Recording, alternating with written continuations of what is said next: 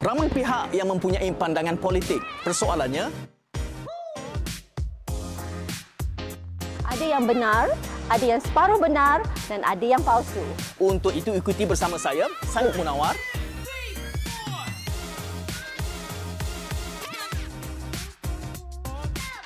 Dan saya, Liana Marzuki. Dalam segmen Jangan Pajak Otak. Di mana kami mengangkat pandangan yang benar dan membenam pandangan yang palsu.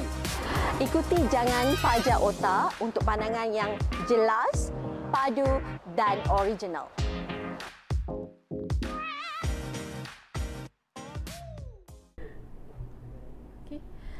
Selamat datang ke episod keempat Jangan Pajak Otak JPO bersama saya Liana Marzuki dan juga Syed Munawar.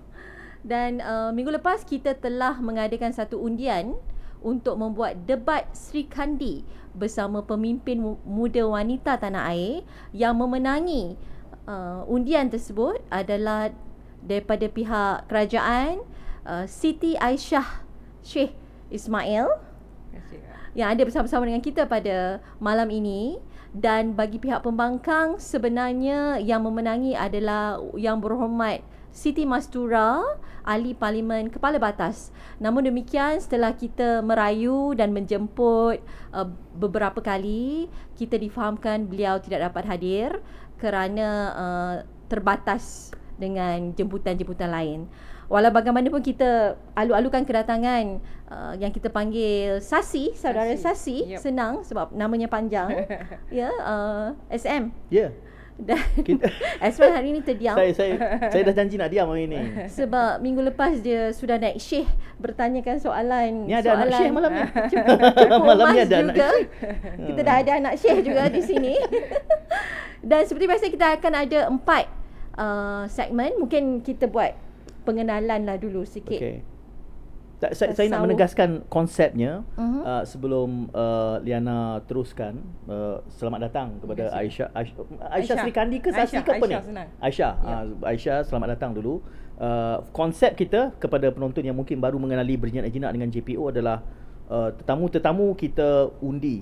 Ya, Betul. kita minta pandangan anda ingin siapa tampil dan kita usahakan untuk mengundang seperti yang Liana sebutkan, 2 iaitu telah pun mendapat undian tertinggi, Siti Aisyah dan juga YB Siti Siti Mastura. Mastura. Tetapi Siti Mastura tidak hadir. Itu kita harus establish. Sebab Ya. nanti orang kata janji 2 kenapa 1. Betul. Jadi itu realitinya lah. Dan begitu juga untuk minggu-minggu depan kita akan membuka undian yang sama. Jadi bergantung anda ingin siapa tampil dalam JPO, Liana akan usahakan. Itu kerja dia lah tu.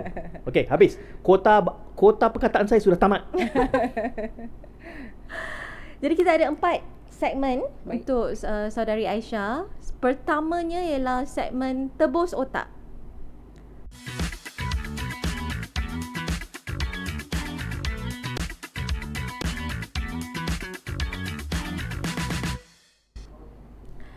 Selalunya segmen Tebus Otak ni, saudara Aisyah, kita memperkatakan berkenaan dengan isu-isu demokrasi, celik politik. Ya, sebab kita namanya pun Jangan Pajak Otak. Ya. Jadi untuk minggu ini, apa yang kita pilih tajuknya ialah politik kebencian. Ya, Adakah masih laku? betul. Ya.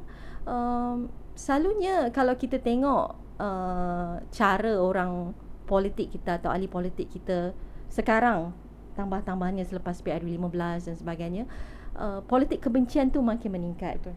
Dan kita lihat minggu lepas isu berkenaan dengan politik dikaitkan dengan komunisme, ya, ada ahli-ahli keluarga, ahli politik dikaitkan dengan komunis dan sebagainya. Jadi pandangan awal dulu daripada saudara Aisyah. Baik, bismillahirrahmanirrahim. Assalamualaikum warahmatullahi wabarakatuh. Semua rakan-rakan yang menonton Jangan Pajak Otak.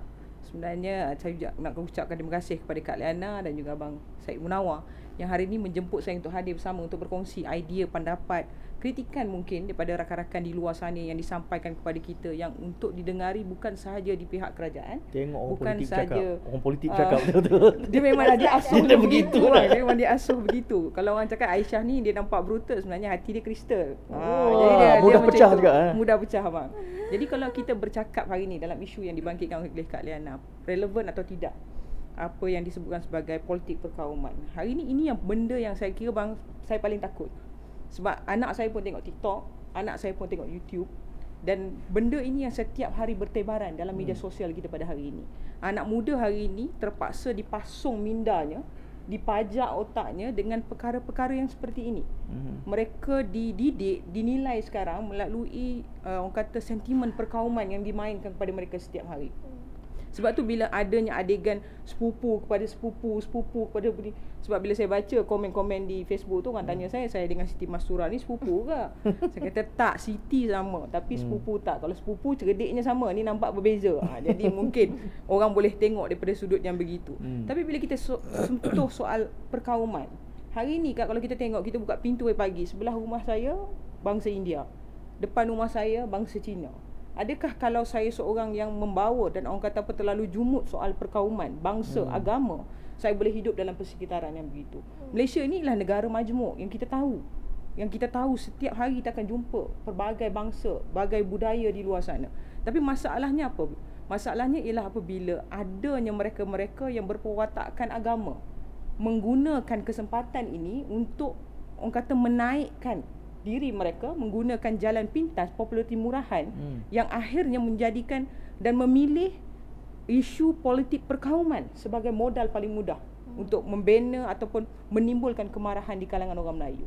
Kalau orang pergi ke kampung-kampung, saya kata pasca pilihan raya, saya berada di Kelantan, orang kata kemarahan orang Melayu kepada kerajaan yang korup, kerajaan yang salah itu tinggi. Tetapi apa yang menyebabkan mereka takut perubahan? Mereka takut, nanti orang Cina ambil tanah kita, nanti DAP masuk Kelantan, habislah kita, nanti ini begini. Jadi bila itu diterapkan di kalangan mereka, kita melihat bahawa seolah-olah rakyat itu sudah tidak relevan. Rakyat itu tidak lagi berfikir dalam keadaan yang sesuai dengan keadaan yang ada hari ini. Dan sebab itu saya kata, kalau kita bertanya soal relevan atau tidak relevan politik perkauman, jawapannya tidak, Kak. Dan saya betul-betul mengharapkan supaya generasi muda di luar sana, dia senang mudah kita nak bercakap soal agama, soal apa semua. Saya suka bila kita memetik Al-Ma'idah ayat 8 yang mana Allah SWT memperingatkan kepada kita semua. Janganlah kerana kebencian kita kepada suatu kaum membuatkan kita berlaku tidak adil kepada mereka. Seolah-olah macam kita tu kerana kepentingan politik nak menang pilihan raya, kita boleh menggunakan apa sahaja jentera atau senjata politik berbentuk agama, yang akhirnya menyebabkan rakyat, masyarakat terpesong kepada keadaan politik dan juga kenegaraan yang sebenarnya. Devil advocate kalau kita tengok sebab Aisyah sebelah kerajaan, sebelah pembangkang, mereka juga mengatakan bahawa mereka menyantuni bukan Islam. Mereka ada sayap bukan Islamnya dalam PAS pun. Bahkan ini yang mengelirukan sebab masing-masing mendakwa, walaupun tadi Aisyah, itulah sebab Siti Mastura tak ada. Sepupu dia tak datang, jadi tak boleh nak mempertahankan pandangan sebelah situ. Adakah hanya sepihak saja buat politik kebencian ini, ataupun sebenarnya kedua-dua belah, termasuk belahan Aisyah pun buat kerenah yang sama dan memperbodohkan rakyat? Saya kira kematangan di pihak kerajaan pada hari ini, contohnya isu Howard, Yang Berhormat Howard, apabila dia mentafsirkan ayat Quran yang menjadi satu benda isu besar di kalangan pentas politik, kita lihat bagaimana kritikan-kritikan di pihak kita kepada saudara Howard itu dibuat. Maknanya kita tidak mendiamkan diri. Kita tahu bahawa Islam itu adalah satu agama yang terbuka, tetapi dalam pada masa yang sama dia mempunyai limit-limit tertentu. Maknanya apa, kalau abang sebut tadi, adakah kita mendiskriminasi juga sama macam mereka? Adakah kita menyantuni juga yang bukan Islam sama macam mereka? Tetapi ketulusan di pihak kita itu lebih terbuka. Apa pandangan Aisyah terhadap kenyataan Howard? Saya melihat bahawa saudara Howard ni seorang yang saya kenal, bang. Dia seorang orang kata orang Perak pure. Orang Perak pure. Dia lebih pure pada orang Perak yang lain. Dia lagi suka Perak daripada saya. Ini orang Tambun ni tapi tak ada bunyi Perak ni. Orang Manjui. Itu pasal. Jadi saya tak nak mengenali Howard ni sebelum dia jadi Yang Berhormat lagi, bang. Bila dia balik ke Malaysia, saya jumpa dengan dia. Waktu tu kita ada benda yang kita bincangkan, kita mengenali dia dan kita tahu keterujaan dia dalam nak mendekati masyarakat Islam, Melayu, memahami adat dan budaya. Tetapi bila kita melihat dia dari sudut itu, teguran-teguran yang kita sampaikan kepada dia tu, dia ni bukan seorang orang yang tak boleh terima. Dia ni seorang yang sentiasa terbuka. Maknanya dia selalu cakap dengan saya masih ingat lagi dulu, dia kata, Kak Aisyah, kita kalau selalu boleh mengkritik orang, kita juga kena terima diri kita dikritik. Dan itu prinsip yang dibawa sampai sekarang. Sebab itu dalam case Howard tu, saya yakin dia orang yang nak menunjukkan satu benda yang luar biasa.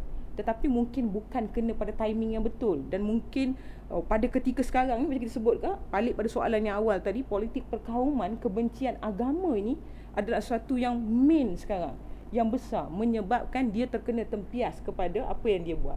Jadi bagi saya, kejujuran di sebelah kita ialah kita menegur secara direct. Maknanya kita tidak mendiamkan, kerana dia rakan pakatan kita kena diam, kita kena slow tone. No. Bantahan, protes, teguran, even kita punya Menteri Agama pun panggil dia untuk dengar diskusi dan sebagainya, dan itu kita buat. Berbeza saya kira kalau dengan PAS yang terus-terus menggunakan orang kata hukum.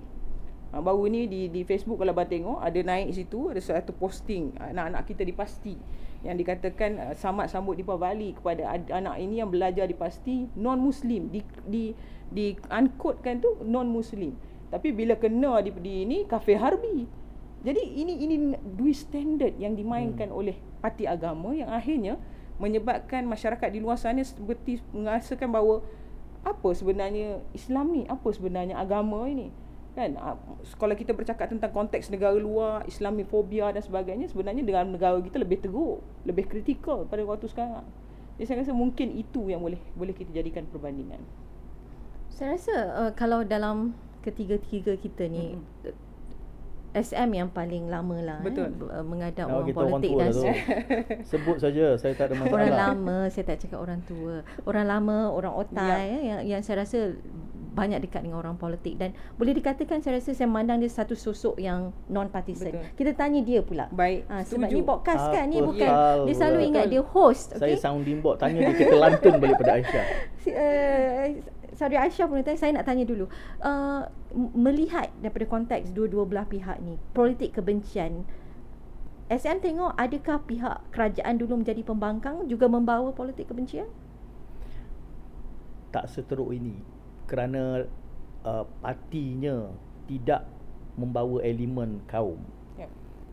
Kalau soalan itu saya lambung dan bawa balik pada Aisyah, saya selalu melihat begini, orang politik akan ada kerenahnya. Minta maaf Betul. Aisyah orang politik. Siapa suruh masuk politik? Hadaplah kritik ni. Betul. Mereka akan ada kerenahnya. Selalu saja mereka cakap bercabang. Ini bukan soal Aisyah, tetapi ini permainannya. Betul. Dalam keadaan apabila oposisi sekarang ini, dia nak bantai kat mana? Apa modal untuk dia gain ground? Kadang nanti, sebab tu dalam sesi yang lepas saya sebut, mereka mula berhujah yang lebih substantif, which is good. Kerana itu yang mereka perlu bawa, semak dan imbang. Tapi bila bahannya tak ada, PMX tak ambil gaji, harga ayam dah turun jadi RM5 dekat Melaka, nak bantai apa lagi? Jadi mereka harus tunjuk bahawa mereka bawa muatan pembangkang.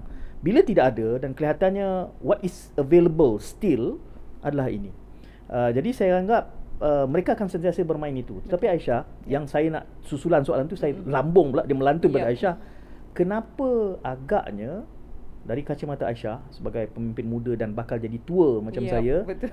Kenapa bahan ini, kenapa ramuan ini laku? Kelihatannya laku. Baik yang muda, baik yang tua, baik kanak-kanak. Kenapa ia laku? Dan saya nak tambah juga, saya dengar politik kebencian ni sejak daripada kecil lagi. Betul. Cerita pasal komunis ini sejak saya di bangku sekolah. Masa itu parti mana yang bawa? Kedua-dua belah pihak. Di dalam parti Melayu tu hanya ada dua masa ketika itu, dan dua-dua menggunakan benda yang sama. Dan sampai sekarang anak saya dah masuk sekolah menengah masih lagi menggunakan politik komunis itu. Mungkin nak tanya orang politik sendiri bagaimana. Sebab tu saya kata bang, dalam politik ni dia memilih jalan yang paling mudah untuk meraih sokongan. Parti-parti politik yang ada dalam negara ini sentiasa akan memilih sesuatu yang dia tak perlu kerja keras. Bagi dia lontar satu perkara, dia rasa benda tu akan nampak efek yang cepat. Dia tidak perlukan satu benda yang memberikan jangka masa panjang untuk dia bekerja keras. Sebab itu kalau dia nak bercakap soal dasar, dia nak bercakap soal fakta, dia nak bercakap tentang membangunkan ekonomi, apa saranannya, apa orang kata fakta-fakta hujahnya, itu bagi mereka terlalu lambat kerana benda tu terlampau signifikan. Maknanya dia nak cakap benda tu kena spesifik, kena ada data, kena ada fakta. Jadi benda yang paling mudah di kalangan orang di bawah ni, contohnya pakcik-pakcik di kedai-kedai, di warung-warung ni, apa dia? Bila dia pergi, dia tengok kat situ Anwar ejen Israel. perkara yang didebatkan sepanjang 7 hari kemudian itu ialah benda itulah. Sebab bagi mereka merasakan bahawa isu perkauman dan bangsa itu lebih dekat dalam diri mereka. Sebab itu kita tengok sekarang bagaimana di layar-layar Perak, juga di YouTube, banyak movie ataupun drama-drama pendek yang dihasilkan itu menyentuh soal-soal membangkitkan bangsa, agama, yang kita lihat bahawa itu didorong oleh keadaan situasi semasa. Sebab itu bagi saya melihat keseluruhan parti politik itu dia berdasar kepada benda yang cepat bagi keuntungan pada dia. Dia bukan lagi menilai politik itu berdasarkan kepada nak bawa politik nilai, nak menghidupkan semula ketemadunan masyarakat, nak mengeluarkan masyarakat tu daripada permasalahan sekarang. Tidak. Dia soal dia paling mudah. Macam tadi di parlimen abang tengok bagaimana YB Emriati bangkit hanya nak membawa persoalan seorang influencer tak dapat anugerah. Sehingga ke tahap itu, maksudnya kita ada benda yang lebih kritikal yang kita boleh bincangkan di parlimen, di pentas yang tapi sebegitu. mungkin juga tak ada modal lain untuk itu yang saya sebut dibawa. tadi. Bila what is available on the shelf, apa yang ada dekat rak-rak untuk awam, dipersoalkan. itu saja. Dan saya rasa lagi senang membawa emosi benci itu. Senang untuk jual emosi benci daripada emosi suka pada sini. Senang untuk membangkang daripada mempromosi apa yang kita ada. Ya, saya rasa kalau daripada aspek rakyat pula, Abang SM, macam mana 26 tahun dengan RTM ini, bagaimana abang melihat rakyat berolah tak fikirannya dari segi politik pertama, kebencian itu? kita kena address istilah abang itu. Dia Ini kali memang tak kedua nak. kali kedua saya Memang betulkan. benci. Okey, minta maaf. Bunyi tua. Tuan, abang gitu. Said saja pun tak apa kalau tak nak. Saya pesan pada DM, dia letak juga S kat depan tu. Tapi tak apalah. Saya tanya tadi soalannya adalah bertujuan kenapa laku? Laku kerana pemikiran masyarakat pada saya binari. Dia hitam atau putih. Satu atau kosong. Sedangkan betul atau salah itu di dalam rona kelabu. Dan rakyat tidak dibekalkan dengan tools untuk menilai secara objektif. Kerana itu dianggap yang ini betul semua, yang ini salah semua. Jadi, dan bila dia melompat, suddenly tiba-tiba yang sana pula salah semua. Dan kelakar kan. Sedangkan benar itu tidak mutlak milik mana-mana parti. Wak imam parti yang bawa agama pun, agama itu lebih tinggi daripada parti. Saya selalu menyebutkan itu. Cumanya adakah kita punya jiwa besar? Rakyat tidak diasuh itu. Salah siapa? Kerana selama ini rakyat telah dikongkong untuk berfikir kritis, tak boleh mengkritik. Ni lama mana ni? 6 dekad. Saya sebut ni 6 dekad. Yang saya sebut sebagai systemic dumbing down of the society. Media tak pernah terbuka, tidak pernah mengajarkan mujadalah untuk dengar kedua-dua belah. Kita tidak ada presidential debate. Dan debat ini dianggap bukan budaya kita. Walhal sudah dinukilkan dalam Quran, itu sesuatu yang dianjurkan dalam berdakwah. Tapi kita tak buat. Dan systemic dumbing down ini yang saya gesa. Saya sebut pada Kamil minggu lepas pun bersama PMX, saya sebut keterbukaan media kena ada. Pada Menteri KKD juga saya sebut keterbukaan kena ada. Kerana keterbukaan ini yang memberikan tools kepada rakyat untuk membandingkan yang mana baik dengan yang lebih baik, dengan yang mana buruk, yang kurang buruk. Dia bukan fikir hitam atau putih ni. Dia memilih di antara rona kelabu mana yang kurang mudarat dan mana yang better. Dia tak ada jawapan hitam putih. Dan ini tidak berlaku dalam masyarakat kita selama lebih 60 tahun sejak merdeka. Kita tidak dibenarkan berbeza pandangan di media utama. Balik habis-habis semua dihempuk dalam sistem sekolah. Semua dianggap sekolah. Sekarang ni pun soal mahkamah syariah pun nak dibawakan peringkat sekolah. Sedangkan proses sekolah ni, Liana, ambil masa 15 ke 22 tahun. Sedangkan media mengambil masa semalaman untuk mendidik mass. Itu kita kena benarkan. Sebab tu saya sokong agenda Liana dalam JPO. Sebab kita harapkan rakyat dengar melewati batas parti. Ya, betul. Aisyah bersedia untuk dikritik. Saya membawa orang kata prinsip yang sama. Kalau kita biasa mengkritik orang, kita kena biasa juga untuk dikritik. Sebab menjadi ahli politik itu tidak semua perkara itu kita buat tu betul bang. Ada banyak sebenarnya perkara yang kita buat tu kadang-kadang memerlukan penambahan idea, penambahan kritikan yang membolehkan kita menjadi seorang yang lebih baik. Tapi kalau mau tengok dalam konteks sekarang kan, kalau kita tengok di layar orang kata TV lah, kalau kita tengok program yang melibatkan pemahaman, saya rasa view-nya tak tinggi. Betul. Tapi kalau program sinetron pukul 7, sensasi, sinetron, melodi, even melodi, program-program yang seperti itu yang bercakap tentang orang, yang memainkan emosi, yang orang kata boleh orang kata memancing orang punya rasa tu, saya rasa itu lebih viewnya lebih tinggi. Dan itu keadaan sebenar, realitinya yang ada dalam negara kita. Tapi kalau kita tengok Indonesia Ya. dulu, bila mereka banyak yang pajak otak kepada Betul. parti, pada agama, Betul. ada ekstremisme dan sebagainya kan. Dulu memang tak ada wadah untuk bicara intelektual. Tapi sekarang kita tengok lagi banyak Semakin di luar berkembang. sana, politik mereka semakin matang, Yes. politik mereka bercakap tentang constitution of Betul. ideas, nilai dan sebagainya. Saya rasa kita juga boleh menuju ke situ. Ke arah itu. Dan wadahnya macam JPO nak panggil tetamu dari Indonesia boleh? Boleh, kita boleh pergi serantau Ya. pula. Dan saya rasa itu yang kita cuba buat. Dan saya Alhamdulillah tetamu kita juga bersetuju ini didikan yang kita perlu buat. Betul. At least kalau JPO mula, mungkin ada orang lain juga boleh membawa obor itu sama. Itu segmen pertama. Saya Baik. rasa cukup menarik kupasan daripada kedua-dua panel. Mungkin. Sebab saya tak nak dia jadi host sahaja. Sebab last week dia Liana sudah kena nak bersiap share. sedia soalan daripada saya. Nanti dia akan balas dendam untuk segmen kedua. Okey, untuk segmen kedua pula kita ada apa kerajaan buat minggu ini.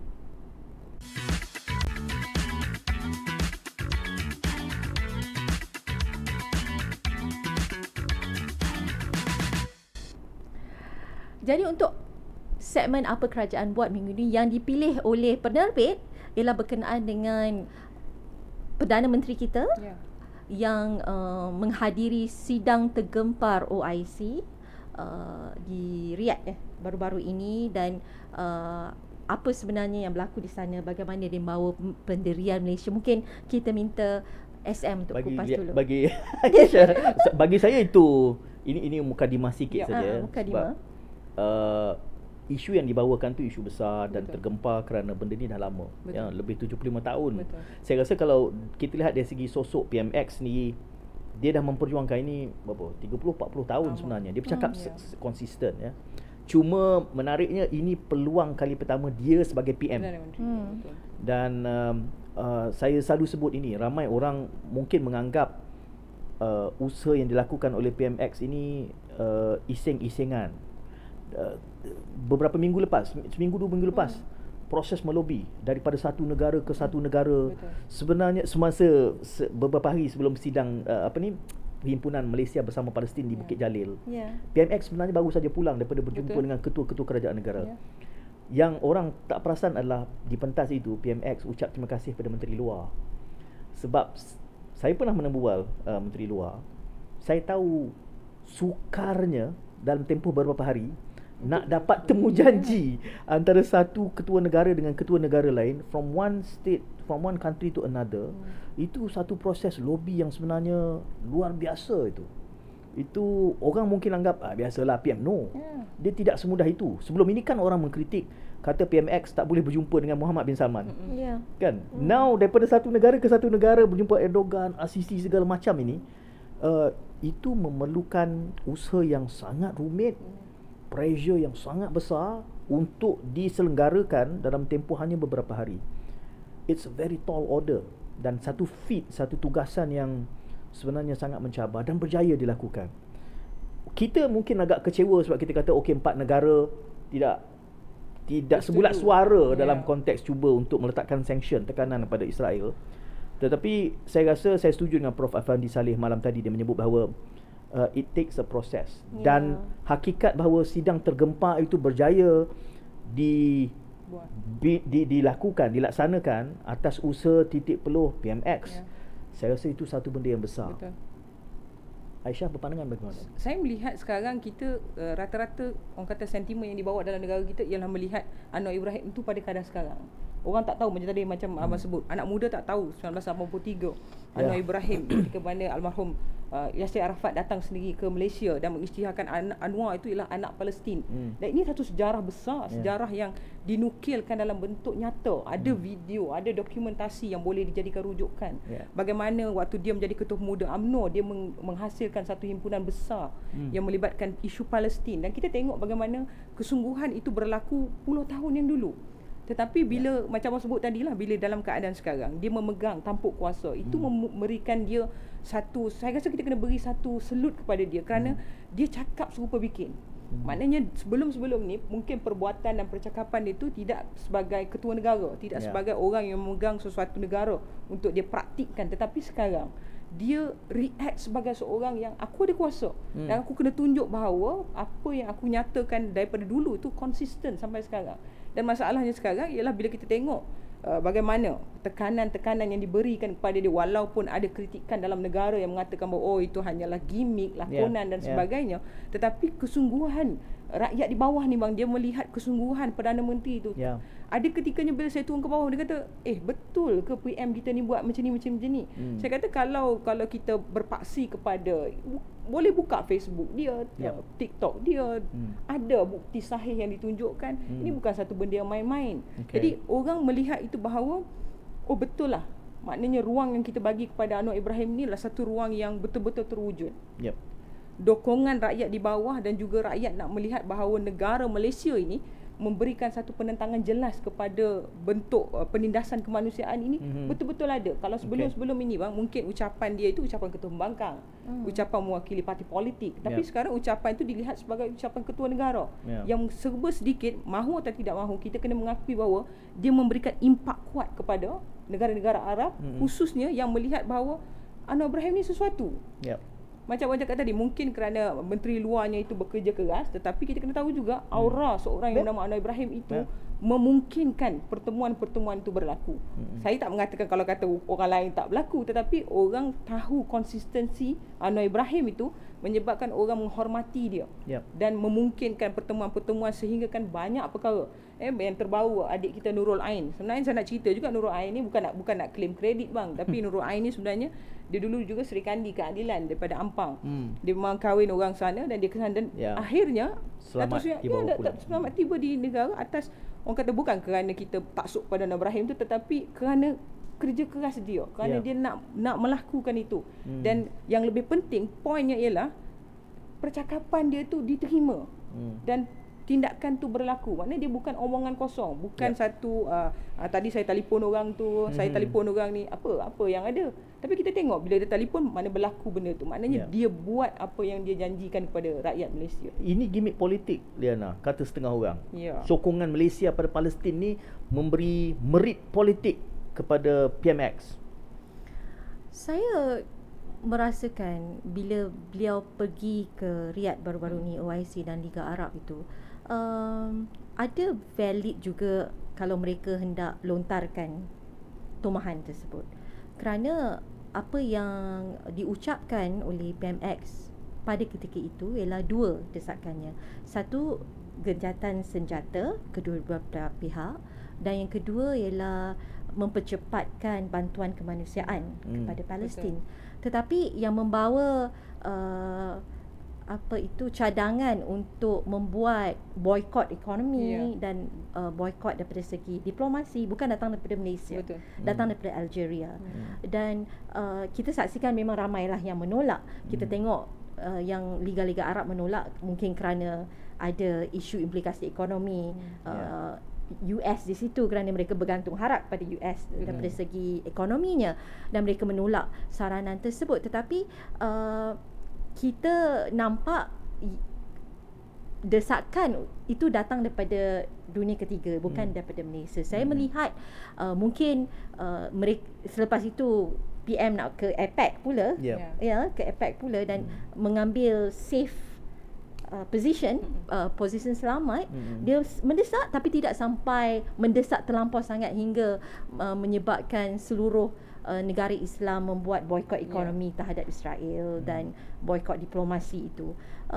Saya rasa apa yang PMX buat itu, kalau nak dikatakan gimmick politik, saya tak rasa sebegitu. Beliau membawa naratif Malaysia, pendirian Malaysia itu untuk menolak kekerasan Israel dan kekejamannya. Cuma mungkin ada yang expect more from him, sampai membawa suara boikot diplomasi, boikot ekonomi. Itu tidak datang daripada Malaysia tapi datang daripada negara lain. Mungkin itu yang di spin, yang kata you're not strong enough, you're not good enough. Namun demikian, kita kena compare apple to apple.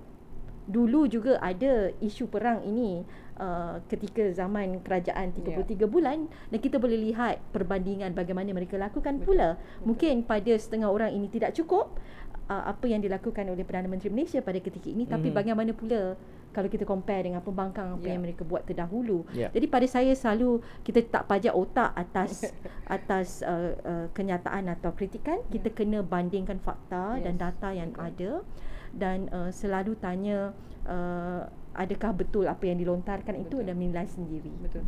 Aisyah, apabila PMX yang dikritik tidak memperjuangkan Islam, liberal, dan ialah bagi saya sama ada ia gimmick politik atau tidak, apabila PMX memperjuangkan ini, ia memberikan tekanan kepada PAS.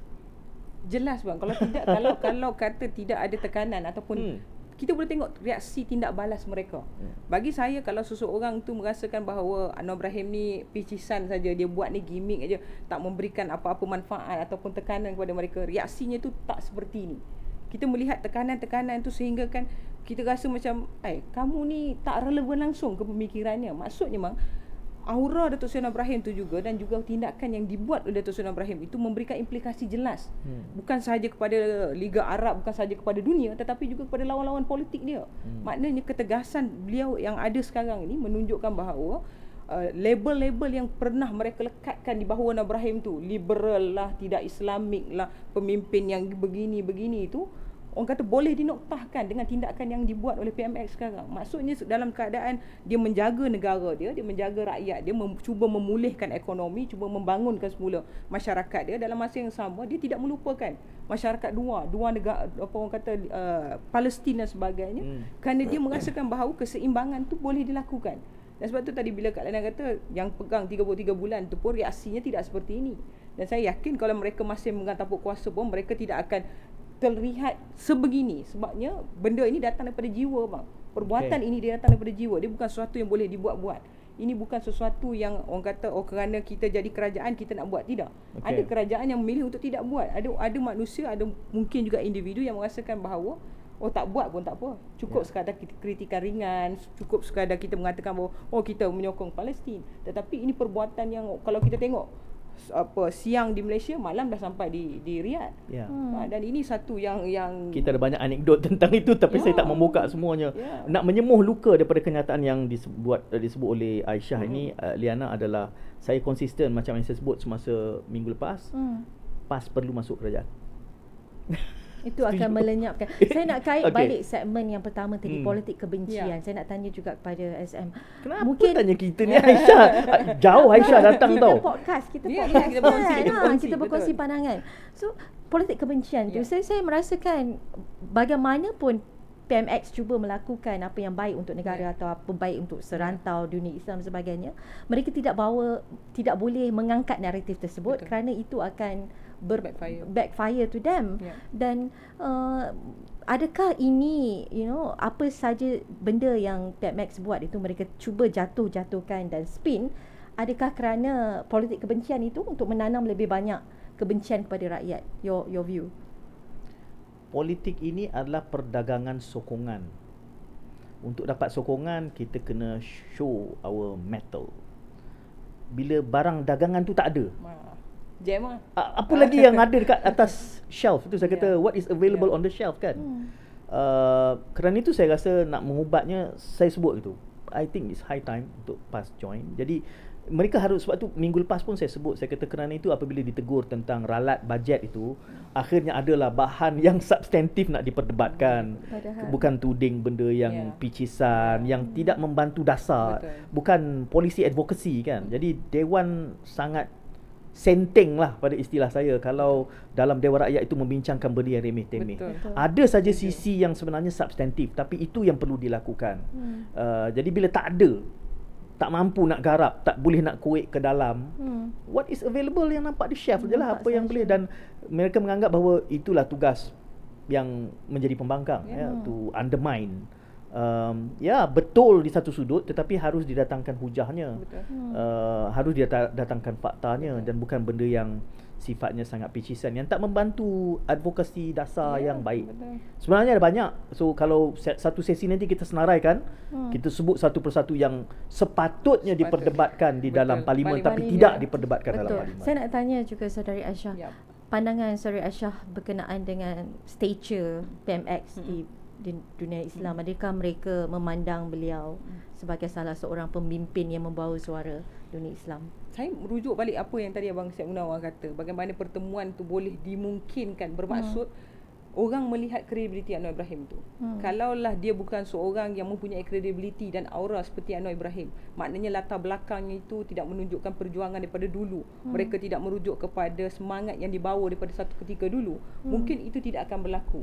Mungkin negara Arab merasakan bahawa ini biasalah, pemimpin biasa, pemimpin yang bila ada isu dia akan tegur, bila ada isu dia akan tumpang populariti. Tetapi bila kita tengok berjayanya pertemuan-pertemuan dan kemudian persidangan Liga Arab itu berlaku dan bagaimana tekanan yang diberikan oleh Perdana Menteri, contohnya macam tadi disebut oleh Kak Lana, desak genjatan senjata, desak bantuan kemanusiaan, boleh bawa pulang rakyat Malaysia dengan selamat. Maknanya ada sesuatu pandangan di luar sana yang melihat sosok tubuh bernama Anwar Ibrahim ini ialah seseorang yang kita tak boleh buat main-main. Maknanya tekanan dia itu, dia sendiri mempunyai jaringan yang kuat dengan ketua-ketua negara-negara Islam yang lain. Maknanya dia bukan pergi tu atas nama Anwar Ibrahim semata-mata, tidak. Tetapi orang melihat diri dia tu bahawa orang ini ialah tokoh pemimpin, dan apabila dia bercakap soal agama itu terbukti dengan cara yang telah dia bawa selama ini. Dan sebab itu Kak, kalau kita tengok sekarang bukan sahaja dalam soal pemimpin-pemimpin dunia, tetapi saya kira di bawah ini pun, kalau dalam konteks dalam negara, rakyat-rakyat yang dulunya terlalu jumut memikirkan bahawa Anwar Ibrahim ni tidak mementingkan soal agama, mula terbuka hatinya. Sebab kita melihat di bawah ni, sebab saya selalu balik Tok Kun. Bila balik Tok Kun ni, kedai bapak mentua saya ni, kedai orang lepak mah, orang tua-tua lama. Jadi bila kita balik di situ tu, antara perkara yang diperbincangkan ialah Anwar Ibrahim ni dia nampak betul dah. Jadi bila di surau, di masjid, ada kesan ya? Ada kesan. Aisyah nampak ada kesan. Sebab bila kita balik ke bawah, orang yang dulu mengkritik Anwar Ibrahim, alah Anwar ni semua ada siapa nak jadi Perdana Menteri. Tapi bila dia melihat credibility ataupun track record yang sedang dibina oleh Perdana Menteri, dia rasa macam betul lah, Anwar Ibrahim cuba menunjukkan sesuatu kepada kita. Dan rentaknya di bawah ni bang, kalau hujahnya dulu nak balas Anwar ni liberal ni pun agak susah, tapi sekarang tak payah hantar Siti Aisyah, hantar orang Tok Kun je membalas. Memang confirm boleh pukul rapat. Kita kena panggil orang Tok Kun pula, kena buat di kedai bapak mentua saya di Tok Kun. Kita bawa equipment kita pergi ke Tok Kun dan kita buat satu sesi JPO di situ. Saya rasa PMX ni kerja kuat dan sangat kuat. Sangat kuat. Kadang kita jadi orang muda, kita rasa malu, kita rasa kita terkebelakang sebab melihat orang kata dia punya semangat. Dia tunggu pun lama. Dia pun tunggu lama. Aisyah boleh tanya soalan pada Liana tau. Ya. Sebab dia sedang memikirkan. Segmen yang ketiga kita tunggu segmen. Cuma saya nak tanya soalan juga. Just to be devil advocate lah, saya duk baca komen dan sebagainya mengenai peranan Malaysia itu, sebab selepas Liga Arab dan OIC ada 7 negara dipilih untuk membawa naratif OIC dan Liga Arab itu dan menilai kembali perang antara Palestin dan juga Israel. Dan 7 negara itu kita tidak terpilih. Indonesia yang terpilih. Jadi ada suara-suara sumbang mengatakan not impactful lah. Malaysia pergi itu seolah-olah kita macam pergi dan menekan, tetapi Malaysia tidak terpilih dalam 7 negara, tapi Indonesia terpilih. How do we respond to that? Saya rasa soalnya bukanlah soal terpilih ataupun tidak terpilih. Sebab tu saya suka memahamkan rakyat dan masyarakat tu tentang perjalanan cerita tu bagaimana. Kalau kita terus jump into conclusion, kita akan nampak kita cacat, kita ada kekurangan, kita ada ni. Tetapi dari sudut yang pemahaman yang pertama tadi, Liga Arab itu bagaimana? Yang menyusun supaya Liga Arab itu berlaku siapa? Yang bertemu, yang menyatakan nada, yang membawa suara negara itu siapa? Dan akhirnya bagi saya, dalam apa-apa perkara pun, dalam parti politik ke, dalam mesyuarat jabatan sekalipun, ada di kalangan mereka yang terpilih itu bukanlah kerana menafikan yang tidak terpilih.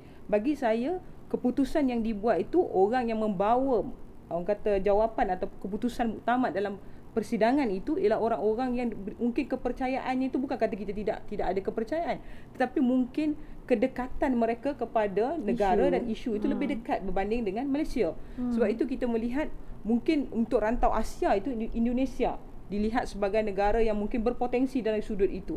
Tetapi dari sudut yang lain, Perdana Menteri itu tidak boleh dinilai daripada sudut tak terpilih maknanya gagal namanya. Sedangkan yang mengusahakan semua ini tak boleh ditutup dengan rekod, tak boleh dipadamkan dalam sejarah. Ia adalah dibuat oleh Perdana Menteri kita sendiri, dan itu harus menjadi satu orang kata kejayaan yang bukan sahaja kerajaan kita sebagai pemimpin kerajaan, tapi rakyat Malaysia itu sendiri kena berasa bangga dan bersyukur ada seorang pemimpin yang seperti itu. Tapi bagi saya dalam soal pilih atau tak pilih, yang penting apa yang nak disampaikan telah disampaikan, apa yang nak berlaku telah pun berlaku, dan yang selebihnya saya yakin Perdana Menteri tidak mengabaikan tanggungjawabnya walaupun tidak terpilih. Dia pasti akan monitor secara dekat apa sahaja keputusan yang selepas ini hasil daripada perbincangan yang sedia ada. Saya nak cakap Sam, untuk isytiharkan kita tak bagi soalan bocor. Ya. Soalan Ada orang tadi soalan kata kita soalan diberi bocor ke? cupu emas ini memang diberi sekarang dan impromptu sahaja dan saya cukup terpesona dengan jawapan yang diberikan. I think you did well. Boleh masuk politik lah kan? Memang Ya. sangat sesuai. Masak lah, Dia masak. dah otai juga daripada Masak, muda masak. kan Ya, masuk ya, Kak. politik. Betul. Dan Alhamdulillah. it's very sharp and precise. Kita nak teruskan ni atau masuk segmen baru? Ketiga. Segmen tadi kerajaan ini apa yang pembangkang? Kerajaan buat. ketiga? Segmen ketiga ialah apa pembangkang buat minggu ini.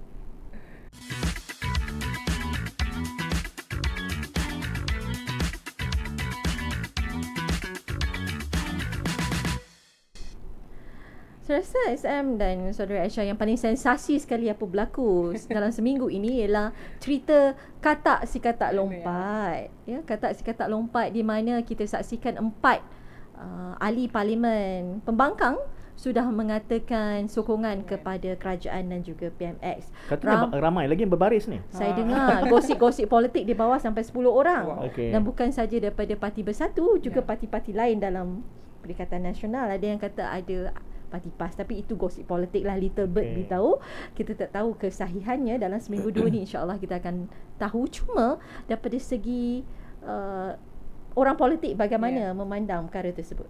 Saya semalam saya sempat keluarkan satu kenyataan media lah bang. Bila saya respon kepada seorang ahli parlimen daripada Machang yang yang saya rasa dah daripada SM sebenarnya. dah dekat Kawan saya seminggu, tu.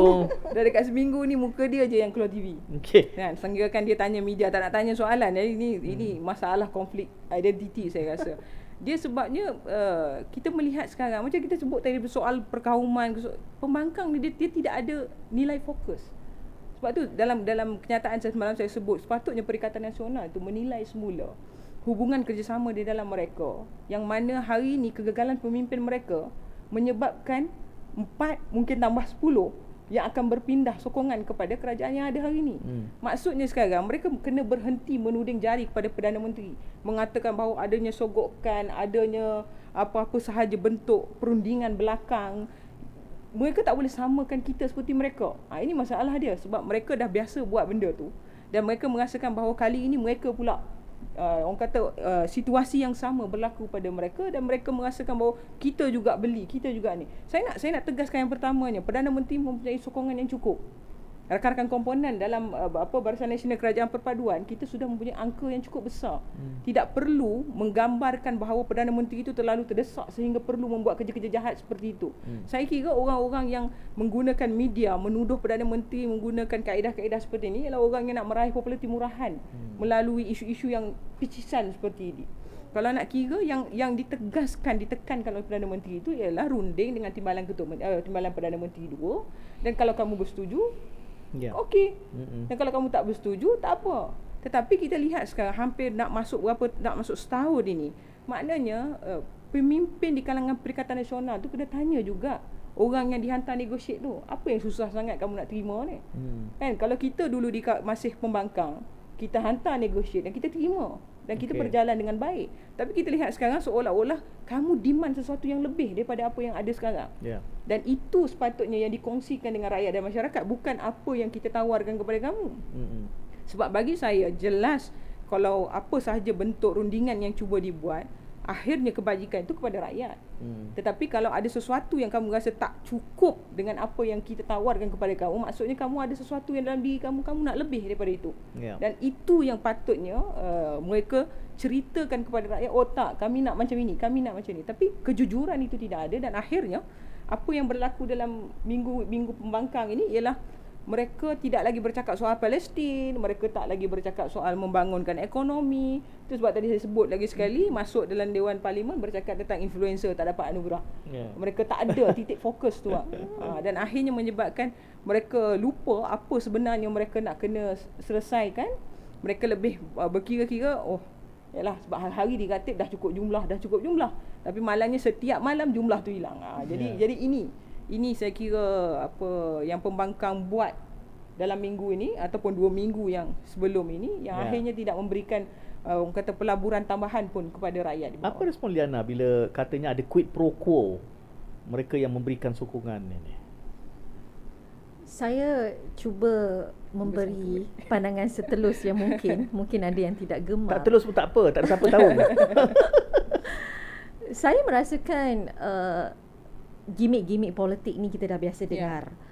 Di zaman 33 bulan juga kita nampak ada perubahan daripada segi sokongan itu dan pandangan sama dilontarkan, tomahan sama dilontarkan, scheme of things, kan, sogokan, habuan dan sebagainya. Jadi sebagai seorang yang berada di bawah, bukan berada dalam dunia politik, bila dilontarkan tomahan sebegitu, seorang penyokong, seorang ahli Parlimen Pembangkang menyokong tiba-tiba kerajaan dan tiba-tiba dia mendapat peruntukan Parlimen, kita pun sudah macam lali dan biasa, must be something yang dia dapat. Itu sebabnya dia menyokong. Dan kita tidak boleh kata ini hanya dilakukan sekarang sahaja oleh kerajaan ini. Kerajaan terdahulu pun buat yang sama dan mereka proudly say is a scheme of things dan sebagainya. Jadi daripada aspek non-partisan, kami melihat perkara ini sudah jadi political patronage ini dah jadi macam part and parcel of dunia politik Malaysia. Cuma saya daripada awal lagi saya katakan, sejak kita tengok PRU 14, kita tengok polemik politik, krisis politik tu, saya selalu promosikan unity government.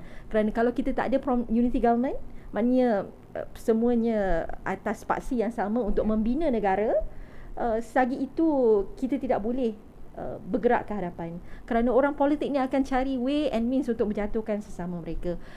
PRU 15 memang saya promosikan kerajaan perpaduan, unity government, di mana macam SM katakan tadi, patutnya PAS masuk kerajaan supaya kita boleh suhu politik turun, suhu politik turun dan fokus bina negara, jangan lagi polemik politik ini. Jadi daripada pandangan saya, makin ramai menyokong kerajaan itu, saya rasa makin bagus supaya kita nak suhu politik turun dan PRU 16 nanti bergaduhlah kembali. Tidak ada masalah, yang tunjuk pada kami siapa sebenarnya yang lebih baik dan kita akan pilih sama ada kerajaan ni boleh teruskan atau pembangkang boleh naik. Tapi sekarang apa yang kita perlukan ialah peace, kedamaian antara orang politik, sebab orang di bawah dah tak tahan dah ni. Asyik bergaduh je dan tak ada bawa kebaikan kepada negara. Saya ada soalan. Saya ada soalan pada Aisyah. Saya ada soalan. Saya host. Boleh tanya? Tanya pada Jangan Liana bagi lah. dia bunyi. Jangan bagi dia. Siapa jangan boleh bagi dia menjawab? bunyi. Saya nak tanya. Kalau kita bercakap tadi soal Kak Liana kata perlu adanya perpaduan, pendamaian untuk kita ada satu standard baru dalam politik negara. Kita masih ingat waktu Tuanku yang di-Pertuan Agong mengilhamkan supaya gabungan itu berlaku di antara PN dengan PH, BN dengan PH, dan tidak berlaku di pihak Perikatan Nasional. Adakah, soalan saya, apa yang tidak berlaku itu pertamanya disebabkan oleh keangkuhan mereka ataupun yang keduanya kerana susuk tubuh Anwar Ibrahim? Siapa tengok saya ke bagi dia? Tak kisah, siapa bagi dia jawab. jawab. Andai dia tai chi. Saya boleh lepas cakap. Saya merasakan kalau yang memberi cadangan tersebut, itu yang di-Pertuan Agong mencadangkan kerajaan perpaduan, tetapi sosok tubuh yang menjadi Perdana Menteri itu orang daripada sana, mereka akan bersetuju untuk membuat kerajaan perpaduan. Isunya ialah mereka merasakan mereka layak menjadi Perdana Menteri, kerana sokongan daripada parti UMNO yang BN ketika itu, dan pada saya still berebut kuasa dan memastikan siapa yang boleh dapat nombor satu. Kerajaan perpaduan tu memang semua orang nak. Tapi kalau kerajaan perpaduan tu kami jadi Perdana Menteri, okey. Kalau orang lain jadi Perdana Menteri, tak boleh. Similarly, kalau saya rasa, saya tak tahu kalau ia berlaku terbalik, Yang di-Pertuan Agong memilih kata, okey, saya nak kerajaan perpaduan, tetapi saya nak Tan Sri Muhyiddin Yassin jadi Perdana Menteri. Sama ada kita boleh Pakatan Harapan boleh bersetuju pula. Cuma saya nampak hari tu ketika kerajaan 33 bulan, Pakatan Harapan pernah membuat MOU kestabilan politik. Betul. Ya, itu menunjukkan satu goodwill atau keterbukaan mereka untuk bersama-sama bergerak memastikan stabilnya politik negara. Cuma isunya sama ada sanggupkah sampai menerima orang lain menjadi Perdana Menteri, itu menjadi tanda tanya kita jugalah. Dan kalau bertanya tentang keangkuhan ketika PRU 15 itu, of course saya promosikan daripada sebelum PRU lagi, kita lawan kita lawan based on merit, based on siapa yang lebih baik untuk negara. Tetapi kalau ada ruang-ruang untuk menjadi kerajaan perpaduan, saya harap semua terbuka untuk menerima kerana ia amanat daripada istana. Dan ia tidak berlaku. Dan pada ketika itu, ketika saya membawa naratif unity government itu, kita ada 2 video yang keluar, kedua-dua calon Perdana Menteri keluar daripada istana, PMX dan juga Tan Sri Muhyiddin Yassin, dan saya letakkan di platform Facebook saya tanpa mengatakan apa-apa komen supaya rakyat menilai. Dan saya tengok feedback dan saya sendiri merasakan ada sedikit keangkuhan daripada pihak yang menolak kerajaan perpaduan sampai in a way memeli pihak istana. Dan saya rasa nampak keangkuhan di situ. Kalau saudara Aisyah tanya sama ada keangkuhan, saya rasa ada, kerana mereka rasa mereka layak menjadi Perdana Menteri kerana dijatuhkan lebih awal daripada sepatutnya. Ada 2 anekdot saya nak kongsikan respon kepada soalan Aisyah ni. Aisyah jangan rasa lega. Soalan saya banyak pada Aisyah. Tapi masa dah nak habis ya. Geram je. Pertamanya, sewaktu belum bentuk kerajaan, saya sudah post di Facebook. Saya kata solusi yang terbaik adalah kerajaan perpaduan. Pada ketika itu saya dah menggambarkan bahawa there is no way out except kalau nak mencari kestabilan. Kemudian saya nak tapi lebih awal daripada itu, saya nak kongsi anekdot pada malam keputusan. Saya ke udara mengulas keputusan itu, dan dah agak lewat dalam 11.45 kalau tak salah saya. Tan Sri Muhyiddin, Tan Sri Hadi Awang membuat kenyataan bahawa mereka berjaya membentuk kerajaan.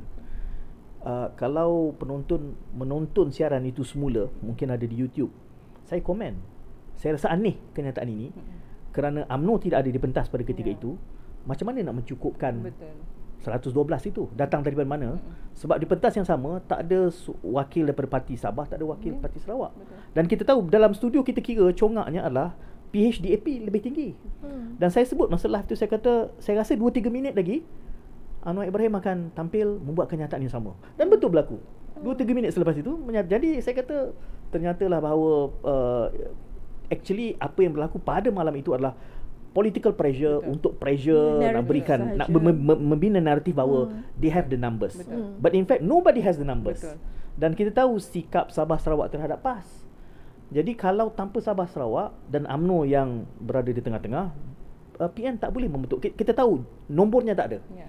Sehinggalah beberapa hari selepas tu saya sebut bahawa solusinya adalah kerajaan perpaduan, dan itu tidak berlaku.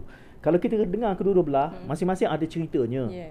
Ada macam-macam lah cerita, skim. Tapi inilah politik.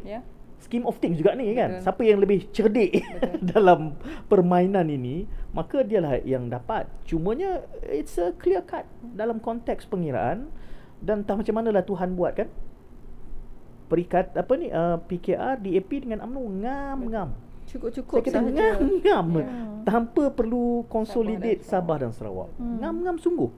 Tak tahulah apa maksudnya itu. Saya kata, well, you just can't achieve this agreement kalau UMNO kurang sikit atau kalau UMNO terlebih sikit. You know? Congak dia akan berbeza hanya kalau bertambah 1 atau 2 kerusi.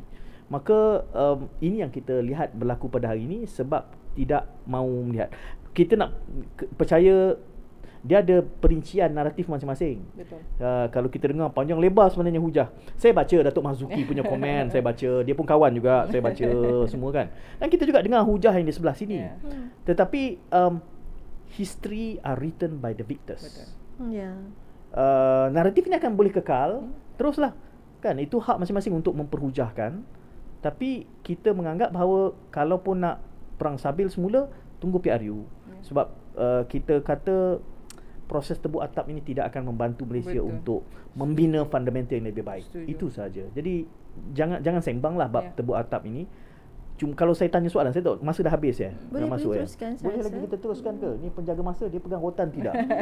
Sebab kita bagi segmen ini kita sebut lompat. Ya. Realitinya ini tidak melompat. Sebab ini berlaku selepas ada akta lompat parti. Ya. Mereka tidak keluar parti, mereka hanya menyatakan sokongan. Betul. How is this different dari kacamata Aisyah berbanding dengan tebuk atap langkah Sheraton? Jauh beza bang. Nah, itu kena ulas bagi penonton dengar pandangan Aisyah. Bagi saya langkah Sheraton itu ialah sesuatu kerajaan yang telah terwujud, yang dah sedia ada, dan dia dikhianati. Maksudnya apa? Mereka membuat satu gabungan dalam keadaan waktu tu ada kerajaan. Okay. Waktu tu ada apa yang disebut sedang berjalan. Maknanya fungsi tu sedang hidup. Tetapi berbeza dengan yang ada sekarang. Semua orang kata oh samalah, dulu sama, sekarang pun sama. Tapi berbeza. Kita menang pilihan raya, tak ada siapa yang boleh buat bentuk kerajaan, dan akhirnya tuanku mengilhamkan sesuatu yang di luar kotak kita semua. Yang akhirnya kerajaan perpaduan itu terwujud. Maknanya tidak ada siapa yang mengkhianati siapa-siapa waktu ketika itu. Keputusan itu dibuat atas dasar parti-parti politik itu sendiri.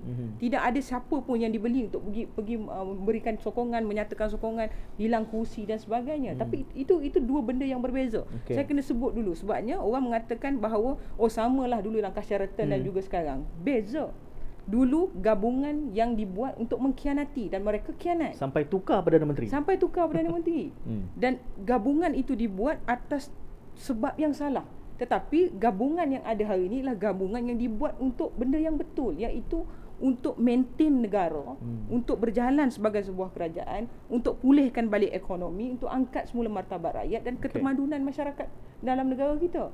Walaupun orang kata itu jawapan politik, sebenarnya tidak. Sebab bagi saya jelas menunjukkan bahawa yang dibuat pada ketika dulu adalah satu pengkhianatan. Jelas pengkhianatan kerana apa yang sedang hidup dalam rumah tu dihalau keluar hanya kerana kamu nak duduk dalam rumah tu.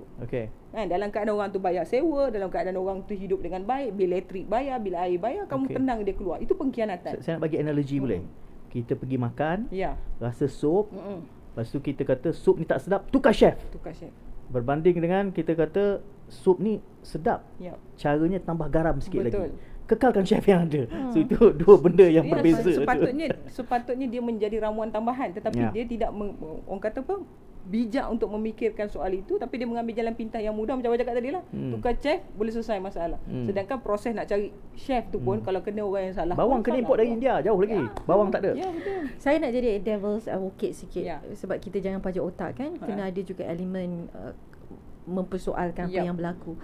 Kita bandingkan sokongan sekarang, sokongan kepada Perdana Menteri oleh pihak pembangkang dengan apa yang berlaku selepas PRU 15. Apa yang Bersatu mengatakan ada pihak daripada Barisan Nasional 10 orang tak silap saya yang menyokong Tan Sri Muhyiddin Yassin sebagai Perdana Menteri. Pada mereka itu tidak melompat parti. Itu adalah satu langkah bipartisan. Mereka menyokong Perdana Menteri yang mereka hendak walaupun mereka tidak keluar parti. Jadi ada yang mengatakan ini lebih kurang sama dan digunakan naratif di pihak pembangkang kata what is the different. Dulu kata tidak boleh, sekarang boleh pula. Itu saya rasa kita perlu juga put it out there. Kenapa itu berlaku dan dibolehkan, di mana bila masa PRU 15 itu dikatakan itu tidak boleh kerana bukan en bloc support. Ini juga bukan en bloc support. Jadi bagaimana kita nak menjernihkan. Ada satu nota tambahan di sini penting kalau penonton kita terlepas pandang. Semasa nak meluluskan akta lompat parti ini, memang sekarang speaker Dewan Negara dah tegur ada loophole ini. Ini ada loophole ini. In fact ini dirakamkan dalam Hansard. Dan antara cadangan yang dibawakan adalah supaya pindah perlembagaan parti. Ini sudah pun didebatkan. Tetapi Bersatu tidak melakukan rombakan kepada perlembagaan parti mereka, menyebabkan ahli itu tidak tercabut keahliannya, masih kekal. Memang ini sudah dibicarakan semasa akta itu diperdebatkan dalam parlimen. Jadi semua tahu ubatnya, antidot kepada masalah ini adalah perlembagaan parti masing-masing. termasuk PKR pun. Ya, Jadi selagi tak buat itu, berarti keahlian tu tidak Ada gugur. juga UMNO menggunakan statutory declaration. Mereka ada satu perjanjian SD. antara parti dan juga ahli parti untuk memastikan ketaatan Ya. tersebut. Dan saya baca juga kenyataan daripada Khairy Jamaluddin KJ dan juga Menteri KDN sekarang Datuk Saifuddin. Beliau mengatakan ketika membuat pindaan tersebut ada cadangan untuk diletakkan dalam pindaan perlembagaan tersebut, Akta Lompat Parti tersebut, yang mengatakan kalau tidak mengikut whip atau posisi pada parti, automatically seolah-olah anda hilang jawatan. Itu yang mereka hendak letak untuk menghalang cerita langkah Berlaku syarakat ini, itu. Tetapi ditolak oleh parti bersatu. Mereka tidak nak. Saya dapat merasakan pada ketika itu mereka sudah merancang apa yang akan berlaku pada PRU 15 dan mereka sudah tahu yang mungkin mereka tidak dapat majoriti dan sudah ada pakatan dalam Barisan Nasional itu untuk bersama-sama membentuk kerajaan. Jadi bila ketika pindaan itu mereka membawa naratif tersebut dan menghalang pindaan tersebut dibuat, dan sekarang ramai yang mengatakan ia backfired dan mereka sedikit angkuh kerana merasakan ia hanya berlaku pada kita untuk membuat sokongan terbalik tersebut dan langsung tidak membuat pindaan parti, tidak membuat SD dan kembali kepada mereka sendiri. Nak panggil apa ni? Tepuk air dalam dulang. Mungkin dia meludah ke langit, jatuh muka sendiri. Ya. Macam-macam. Jadi nak salahkan siapa ni? Tapi saya sangat merasakan bagi pihak rakyat, pindaan Akta Perlembagaan Akta Lompat Parti tersebut banyak sangat loophole.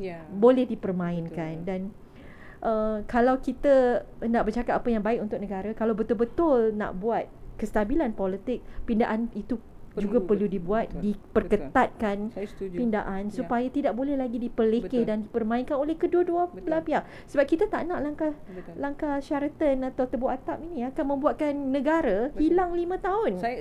Saya kebimbangan saya ialah kalau ia menjadi budaya. Bermakna ke depan nanti dalam setiap pilihan raya. Kalau dulu saya ingat saya lah waktu daripada 2009 saya berada di pentas politik. Seingat saya kalau kita kalah pilihan raya, kalah ni dah memang lama dalam keadilan ni, kalah ni selalu. Jadi bila kita kalah tu, kita sentiasa dimotivate bahawa kita kena kerja kuat untuk kita menang next pilihan raya. Apa pun berlaku, kita kena kerja kuat.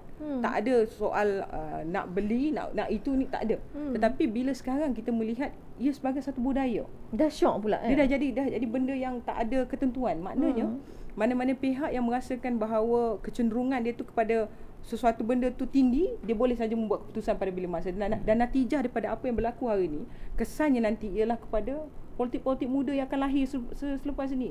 Sebab mereka akan melihat bahawa tak apa, kita boleh duduk dalam parti ni, tapi bila pilihan raya, kalau apa-apa berlaku, kita boleh nyatakan sokongan kepada mana-mana parti. Saya bersetuju dengan Kak Liana bahawa pindaan itu perlu diperketatkan dan rakyat perlu diberi kejujuran dalam soal itu. Kita tak boleh lagi mempergunakan ataupun kata apa, mempermainkan hati rakyat dengan cara yang begitu. Saya rasa bagi mereka keluar pilihan raya, undi, dan akhirnya mereka bukanlah orang yang mutlak membuat keputusan. Sebelum kalian merumuskan ini, saya nak usik sebab kita bercakap soal nak memperkemaskan akta yang ada. UK tak ada akta anti lompat parti. Tapi elok je. Tapi elok saja. How do you explain this? It's actually budaya. Saya pernah memperdebatkan dengan kawan-kawan yang lain. Sebenarnya kenapa UK tak perlu? UK tak perlu ada akta lompat parti dan tidak berlaku soal kerana budayanya betul. Westminster punya decorum itu budaya yang intrinsik itu. Bahkan UK mana ada perlembagaan bertulis tak pun. Mengapa? Ini bezanya antara demokrasi negara yang command. You deserve the leader that you choose. Kita tidak ada leader yang betul. Kerana itu kita bincang benda yang remeh-temeh. Ini pun remeh-temeh ni. Negara maju demokrasinya tak perlu diundang-undangkan kerana perilaku dan perlakuan ahli parlimennya betul. Matang. Betul. Bila mereka berbeza pandangan, Churchill pernah bertukar parti. Tapi kemudian dia menjadi Perdana Menteri antara yang, kerana prinsipnya adalah dia bersetuju dengan apa yang perlu dipersetujui. Ini sejarah dia 2 kali sehingga pada Perang Dunia Kedua pun dia tukar semula kepada parti asalnya. So, tapi mereka tidak perdebatkan macam kita perdebatkan. I think kita memperdebatkan benda yang remeh. Kerana budaya politik kita remeh, kerana politician kita levelnya itu, dan itulah budayanya, boleh dijual beli dengan ringgit. Kalau kita punya SPRM benar-benar bebas, kalau integriti kita tinggi, kita tidak akan bincang benda ini. Tak akan ada isu ini. segmen ni dah terlebih masa dah. Kita ada segmen Kita keempat. tunggu dia habis cakap kan, sebab kita dah Cung cakap. tu. Okey. Itu dia segmen ketiga. Jadi segmen terakhir kita Ya. ialah segmen biar benar.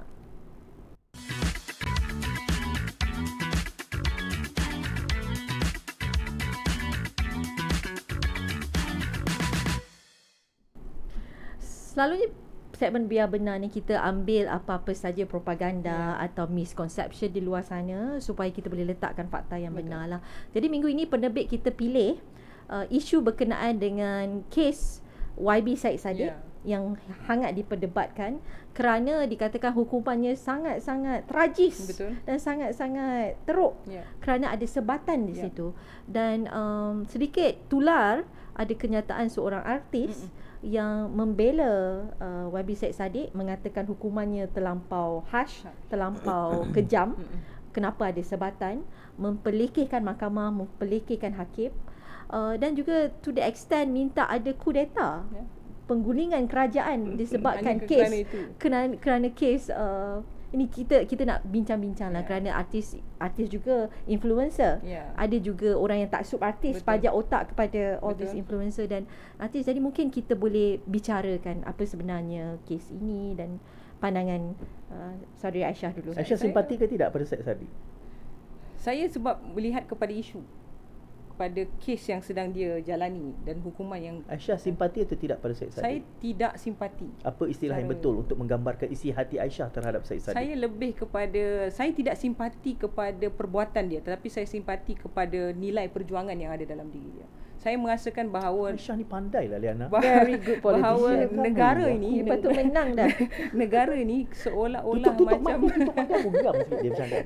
tak, bukan, saya betul-betul bang, saya merasakan bahawa kita bukan gagal, tetapi kita ketandusan kepimpinan muda dalam negara. Tapi bila ada susuk tubuh yang seperti itu, akhirnya terpalit dengan kes-kes yang begini. Orang cakap pada saya, Mengapa timbul terpalit? Kenapa istilahnya terpalit? sebab dia ada dua maksud bang. Maksud dia, adakah kita memilih jalan itu ataupun kita tidak memilih jalan itu. Pada Aisyah, dia terpaksa melakukan itu? Dalam kes Syed Saddiq ni, saya tidak mahu merumuskan dari soal keputusan mahkamah dan sebagainya, tapi saya melihat bahawa ini lebih kepada isu peribadi. Isu sama ada kamu nak buat atau kamu tak nak buat. Bagi saya, dia pada ketika itu mempunyai pilihan. Ini bukan isu yang melibatkan kepentingan umum. Kalau contohnya isu dia memperjuangkan hak sesetengah pihak dan dia dihukum, okey, tak apa, maknanya kita boleh bersolidariti bersama dia. Tapi ini isu yang melibatkan orang kata orang panggil apa? Mempergunakan diri sendiri dengan tujuan yang salah dan akhirnya dia terpaksa menanggung akibat daripada perbuatan. Adakah dia diperangkap? Saya tidak merasakan dia diperangkap. Saya merasakan bahawa dia sedar apa yang sedang berlaku dalam kes yang sedang dihadapi dan hukuman yang, sebab tu bila kita melihat orang kata ucapan dia sebaik dia keluar daripada mahkamah itu, dalam keadaan sedar atau tidak sedar, bagi saya melihat bahawa dia tahu bahawa dia telah melakukan kesalahan dan dia sedar bahawa dia ada melakukan kesalahan. Sebab kita tahu bang, daripada soal ini, kalau macam saya sebut tadi, kalau isunya pendakwaan terpilih, isunya dikenakan, isunya kononnya dia disabotaj, dia cuba dimanipulate oleh setengah pihak sebagainya, perjuangannya itu tidak akan begitu. Maksud saya itu, dari sudut faktanya dia tidak akan pergi sampai ke begitu. Tapi bila kita lihat sekarang keputusan itu, cara dia, saya lebih melihat itu kepada kesilapan diri dia. Maknanya dia sedar bahawa benda itu berlaku, dia sedar bahawa dia telah melakukan kesilapan. Sebab benda tu bukan mudah bang, nak keluarkan duit daripada akaun parti, kemudian letak dalam akaun sendiri, dan kemudian yalah, kita tak nak sebut soal-soal yang itu, tetapi bagi saya Syed Saddiq tahu dan dia faham bahawa dia telah Aisyah, ada orang kata apa yang dibuat oleh Syed Saddiq ni adalah sesuatu yang rampant, ramai orang buat, tetapi dia terkena dan malang bagi dia sebab ramai orang buat dan jumlah lebih besar. Jadi sampai ada lelucon, dia kata nanti orang akan anggap sikit je dia ambil. Apa pandangan Aisyah? Itu yang membimbangkan saya bang, sebab bila naratif-naratif seperti itu wujud, maknanya kita dalam keadaan kehidupan yang tidak sihat. kita merasakan macam tadi abang sebut, bila ada orang kata oh dia ambil lagi besar tapi dia tak kantoi pun, yang ini dia ambil sikit tapi dia kantoi sebab apa? Kawan dia buat dia kantoi. Benda tu definasi. Kita tak bercakap dalam soal politik. Kalau kita bercakap soal tokan dadah pun bendanya definasinya sama.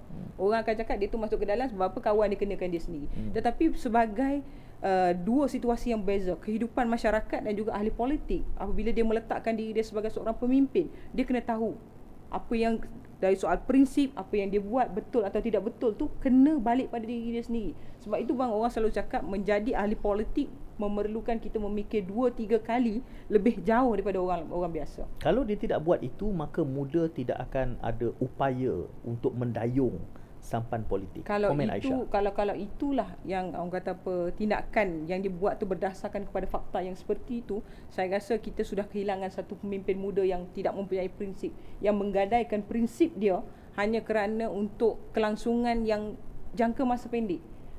Sebab tu saya selalu katakan bahawa Said Saddiq ni seorang pemimpin masa depan, tetapi selalu mempergunakan benda-benda politik-politik yang populariti, berbentuk populariti, yang dia guna pakai dalam menghidupkan jalan-jalan politik dia, dan akhirnya sekarang dia melihat apa yang sedang dia buat tu memakan diri dia balik.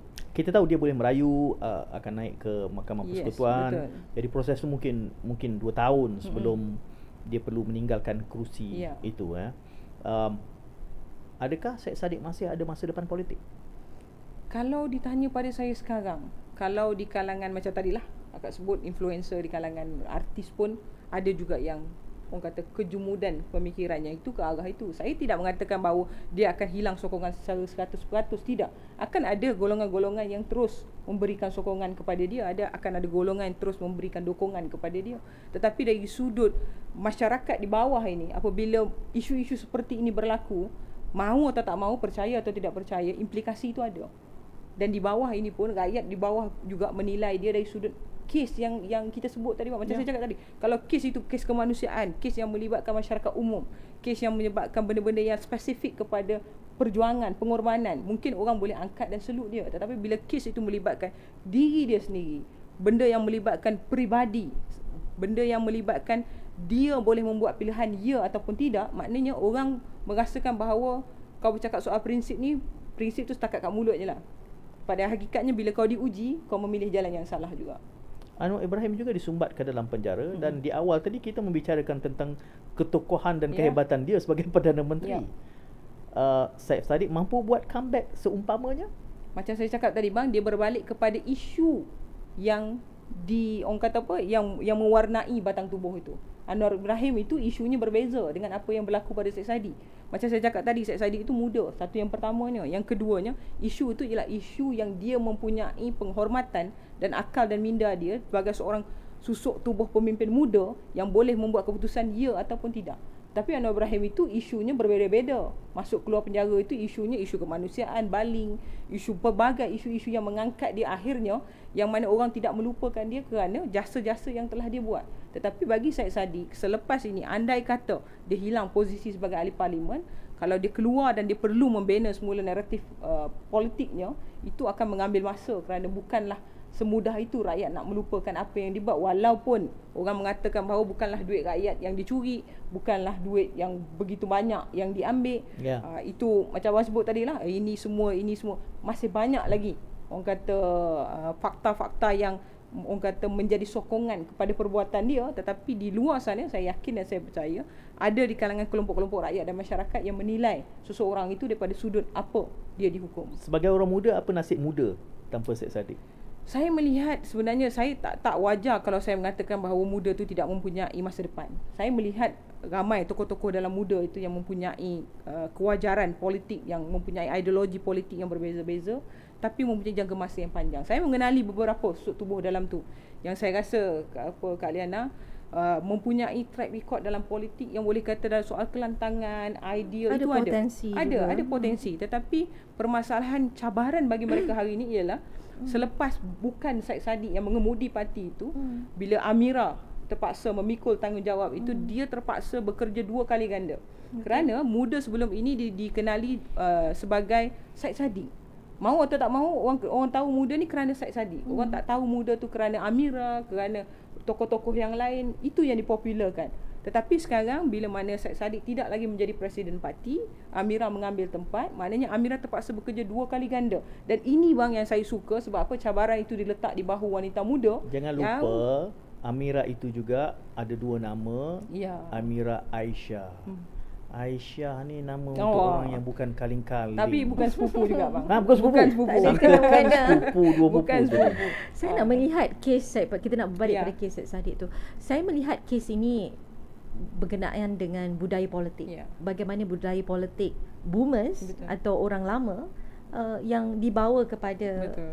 orang muda, dan kita tengok orang muda yang terpalit kes rasuah seperti YB Syed Saddiq, YB Wan Saiful Wan Jan, seolah-olah bagi saya yang berada di luar politik, maknanya generasi baru pemimpin politik juga Jadi tradisi. menerima tradisi atau budaya wang pengubahan wang haram, pecah amanah sebegini. Ini satu perkara yang saya rasa bila saya tengok Syed Saddiq mula-mula itu menjadi menteri pada umur 26-27 tahun, dan dia membawa satu naratif baru, you know, orang yang pandai berdebat, dia meletakkan dirinya whiter dan white, you know, that kind of narrative. Tiba-tiba terpalit kes begitu. Kita memandang bukan kepada individu, kita memandang kepada situasi politik tanah air. Toksiknya politik kita ini sampai orang muda rasa is okay untuk ambil duit parti masuk dalam akaun ASB sendiri, dan seolah-olah itu Tidak tiada salah. apa, tidak salah. Dan tiada langsung mentor-mentor yang patut memberitahu mereka this is wrong. Dan saya tak rasa beliau membuat itu secara dengan niat jahat. Saya rasa beliau melihat semua orang pun buat, why don't. Dan Kes 1MDB alasan yang sama kan? Ya, sebab semua orang pun buat. Jadi kita tengok daripada seorang Perdana Menteri boleh masuk ke penjara, sekarang pemimpin muda yang pemimpin paling muda pernah kita ada menjadi menteri juga bakal masuk penjara. Saya nak tengok dalam sisi akta dana politik. Ya, saya nak kerana itu kes Jana Wibawa, saya rasa hujahnya sama juga. Kita melakukan ini demi membantu mendanai parti. Jadi dana politik ini kena disegerakan. Tapi inilah yang saya nampak seperti ada elemen macam nak dilengah-lengahkan. Kerana Akta Lompat Parti laju. Undi 18 laju. Laju kerana komitmen political will-nya sangat jelas. Tapi akta dana politik ni seperti dilengah-lengahkan. Saya nak tambah, akta dana politik ni draft ni sudah ada sejak 2016. Jabatan Pengurusan Negara telah adakan akta dana politik tersebut. Kita kena tanya ahli parlimen, kenapa ini dilengahkan berbanding undi 18, lompat parti. Saya rasa parti-parti yang ada ni memang asasnya cuba nak cari makan dengan cara itu. Ya. Dan kalau kita bandingkan, tak silap saya, akta dana politik ini di Brazil, yang terkenal Brazil, tak silap negara Amerika Selatan tersebut, memang mereka dapat feedback daripada akta ini menyusahkan hidup politician kerana perlu laporkan kepada satu badan, nanti orang takut dan sebagainya. Dan kita memang tahu dana politik ini datang daripada pelbagai sumber. Ada juga yang datang daripada underworld, ada juga datang daripada merata-rata yang dibuat. Jadi saya rasa kalau betul reform yang hendak dibuat, perlu tekankan akta dana politik. Kalau tidak, orang luar yang kita nak promosikan pemimpin muda masuk politik, kita takut. Sebab kita pun tak tahu nanti kalau nak buat politik kena ada dana. Tapi bagaimana kita nak pastikan dana itu sumbernya betul? Tambah lagi kalau kita berparti, orang parti bagi kita duit, kita tidak tahu sumbernya bagaimana kita nak simpan, bagaimana kita nak belanjakan. Dan ia menyekat orang daripada untuk masuk politik. Orang takut sebab Syed Saddiq pun boleh kena walaupun mentornya dulu antara PM paling berkuasa di Malaysia, dan beliau kena. Dan pada dia tak bersalah. Dia ambil duit tu mungkin dia rasa duit parti dan bukan duit negara, bukan macam kes 1MDB. Jadi saya rasa betul sangat, memang saya nak ketengahkan isu akta dana politik tu, reform yang sangat-sangat diperlukan. Yang telah dilengah-lengahkan, yang nampak macam serangah. Ya, sebab undi 18 tu Syed Saddiq lobby cepat kan. Terus Akta Lompat Parti pun cepat. Dan kita tahu dana politik ni sudah lama. Draftnya sudah ada. Dengan akak dengan abang juga sebagai orang kata mantan calon dalam pilihan raya. Dia kalau Aisyah panggil dia abang, dia okey. Oh, okey. Akak panggil kita teruskan. Nanti kita tegur dia, biar dia bercakap dulu. Lepas ni kita tegur lah. 2-3 kali saya tengok dia. Gugurkan abang itu. Baik. Berkongsi. Saya muda lagi. Okey, berkongsi juga sebagai mantan calon pilihan raya. Setiap kali bila seorang mantan calon pilihan raya itu habis saja dalam proses pilihan raya, dia kena mengemukakan penyata kewangan kepada SPR. Dan waktu itu juga saya berani kerat jari. Saya cakap, bang, tak boleh tak? Dia dah biasa akak dengan abang. Jap, tengok jari. Cukup lagi. Cukup. Saya tak berani dipotong. kerat jari. Tak semua orang melaporkan sejujur yang mungkin. Ya, Sebab betul. ramai orang yang bila kita letakkan amount kepada satu calon parlimen lain, DUN lain, yang bila dia nak mengemukakan kepada SPR tu, bukan semua menulis kepada benda-benda yang realiti, berapa yang dia habis. Dan itu juga saya kira yang perlu juga diperjuangkan bersama. Sebab bagi saya, kalau kita nak ada akta dana politik yang seperti itu dalam konteks yang lebih besar, tetapi kalau konteks yang kecil ni pun kita tak boleh nak memastikan kejujurannya, kita tak ke mana dalam negara ni. Dan akhirnya besok, macam tadi cakap abang, bila kita masuk dalam pilihan raya, orang bagi duit kat kita banyak, yang parti bagi lagi, yang orang tu yang percaya bagi lagi, yang orang ni yang Funder kita buat sebagainya. semua orang bagi pada kita. Dan akhirnya bila dalam kempen pilihan raya, dia tidak gunakan duit tu pun. Dia guna dengan amount yang sikit, dan akhirnya dia pegang ni sebab apa, dalam kepala otak dia, esok dia kalah pilihan raya, dia nak hidup, dia nak survive, aku nak kena pakai duit juga. Dan ini berlaku tak? Tak kala bila saya turun ke bawah, contoh, saya ambil contoh mudah bila saya pilihan raya. Bila kita turun ke bawah, orang tanya kita seolah-olah kita dah menang pilihan raya. Benda yang paling susah untuk saya buat ialah waktu tu pilihan raya, kita tak boleh bagi apa-apa. Sebab apa? Kita terikat dengan akta pilihan raya yang tidak membolehkan kita bagi apa pun kepada masyarakat. Jadi kita terpaksa peram. Bila kita terpaksa peram, kita nak buat tu selepas itu. Tetapi ironinya, ada di pihak-pihak yang lain tu membuat ataupun melanggar tata cara pilihan raya itu dengan Memberi nyata, je. dengan nyata. Tetapi bila kita tengok kepada penyata kewangan yang dia salurkan kepada SPR selesai saja itu, benda tu tak tally pun dengan apa yang ada. Maknanya saya bawa contoh itu supaya didikan tu berlaku di peringkat itu lagi. Ya. Maksudnya kita Sebelum nak jadi ahli Maksudnya parlimen akta lagi. dana politik itu perlu ada. perlu ada. Ya. Ya. Kalau kita ada masanya dan kalau sesuai di JPO, antara elemen yang saya rasa SN extension daripada isu Syed Saddiq ini, dana politik ni adalah budaya politik wang. Betul. Sebab ini benda yang dah acap kali kita Lama. timbulkan, Liana. Wakil rakyat sembahyang Jumaat Betul. beratur, seorang dapat RM50. Dan ini membudaya, dan dia dianggap sebagai YB yang bagus kerana bagi tunai. Betul. Itu salah. Cash is king. Itu yang menimbulkan budaya undi duit ini. Betul. Kan, dan itu berlaku dari dua-dua belahan. Ya. I mean belah parti pembangkang pun melakukan yang sama, dan mungkin Jana Wibawa juga untuk tujuan yang sama. Ventilator juga entah-entahkan yang sama isunya. Disebabkan oleh kita sudah membiarkan lama budaya Berleluasa. nak undi untuk duit. Dan satu lagi elemen yang saya selalu sebut dekat dalam platform saya, career politician. Kalau Aisyah terkena, saya minta maaf career politician, kerana mereka masuk ke dalam politik untuk mendapat laba. Dan kerana itu kita tidak mampu dapat Perdana Menteri yang muda relatifnya seperti Finland, seperti New Zealand, kerana mereka masuk politik untuk khidmat. Di Sweden itu ahli politiknya tak kalau dia nak pergi persidangan parlimen, dia hanya diberi sebuah soho yang dengan washing machine. Tak ada kemewahan Merkel. Dia pergi shopping sendiri. Betul. Negara maju politik mereka, Perdana Menteri pun pergi buat kerja sendiri. Tapi kita di sini jurang kuasa kita besar. Jadi semua orang nak jadi ahli politik kerana daripada politik mereka boleh jadi menteri, boleh menjadi tinggi daripada menteri, boleh jadi allowance baju sejuk. Jadi ini semua pembetulan yang harus kita betulkan supaya orang yang masuk politik ini orang yang nak berkhidmat, bukan orang yang nak mencari keuntungan dan laba. Selama mana ada ramainya orang career politician, dan ini juga expectation orang di lapangan. Betul. Kalau calon wabi belanja makan kat kedai, baguslah YB ni. Kita undilah. Kita undilah. Dan itu salah. Kerana bukanlah kualiti kepimpinan mereka berdasarkan mi rebus yang mereka belanja setiap minggu. Contoh Itu bila bukan saya turun dalam kempen pilihan raya, saya kata tak apa, nanti kita menang, kita usahakan. Dia tak nak dengar kau menang baru kau nak usaha. No. Dia nak tengok kau sekarang kau boleh bagi berapa? Kau boleh selesaikan tak? Betul. Enjin bot aku ni dah rosak. Betul. Tapi saya rasa budaya kita juga, kalau saya nak tambahlah, budaya kita feudal, dan kita memandang pemimpin itu orang kayangan, Yes, orang lagi betul. kaya, dan bila orang kaya itu ada budaya sedekah. Yes. So dalam masyarakat kita sedekah itu benda yang dituntut. Betul. Jadi daripada orang kaya perlu bersedekah kepada orang Yes. yang kurang kaya atau yang tidak mampu. Jadi itu budaya sedekah itu yang menjadi dalam politik. Jadi cash is king. Betul. Dan siapa lagi bagi banyak, maknanya dia lagi Layak menjadi pemimpin. lagi Jadi layak kesannya menjadi hanya pemimpin. orang yang kaya saja yang Betul. akan Ya. masuk politik dan kitaran hodoh itu berterusan. Betul.